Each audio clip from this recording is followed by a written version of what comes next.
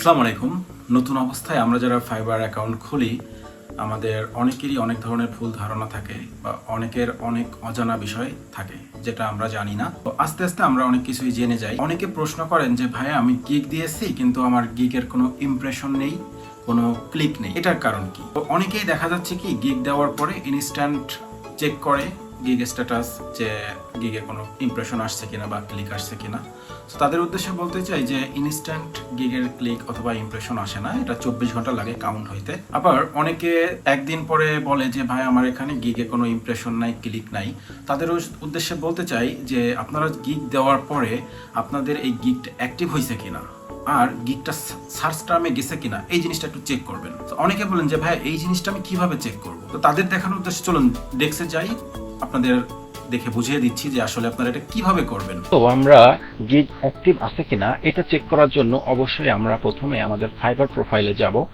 দেন আমরা নিচে স্ক্রল করব। এখানে দেখতে পাচ্ছেন সাপোর্ট অ্যান্ড এডুকেশন।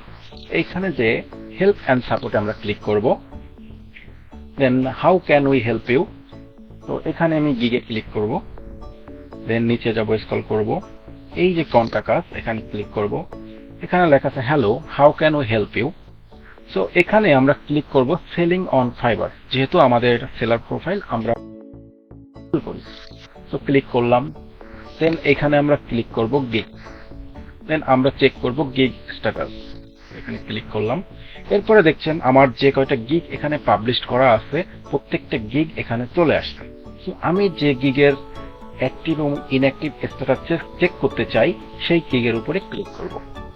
এখানে ক্লিক করলে দেখতে পাচ্ছেন যে gig status active, your gig is active and appears in search result. So আমার গিগটা অ্যাক্টিভ আছে এবং সার্চ রেজাল্টেও আমার গিগ অ্যাক্টিভ আছে। সো দেখতে পাচ্ছেন কিভাবে আমরা বুঝতে পারছি যে আমাদের গিগটা অ্যাক্টিভ আছে কি নেই। সাধারণত আমরা যখন গিগ পাবলিশ করি তার 5 থেকে 7 মিনিটের ভিতরেই এই গিগ অ্যাক্টিভ হয়ে যায়।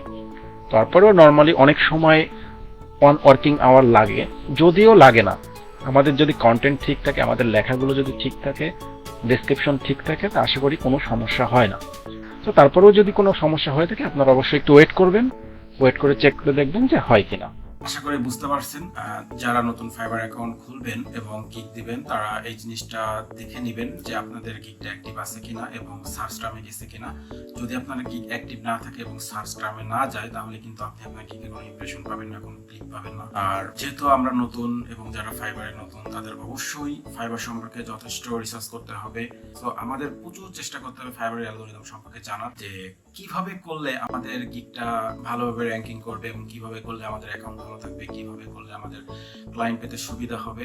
এই জিনিসগুলো আমাদের একটু ভালোভাবে জানা লাগবে এবং প্রচুর পরিমাণে রিসার্চ করা লাগবে। ভালো থাকবেন সবাই, আমার জন্য দোয়া করবেন। আল্লাহ হাফেজ।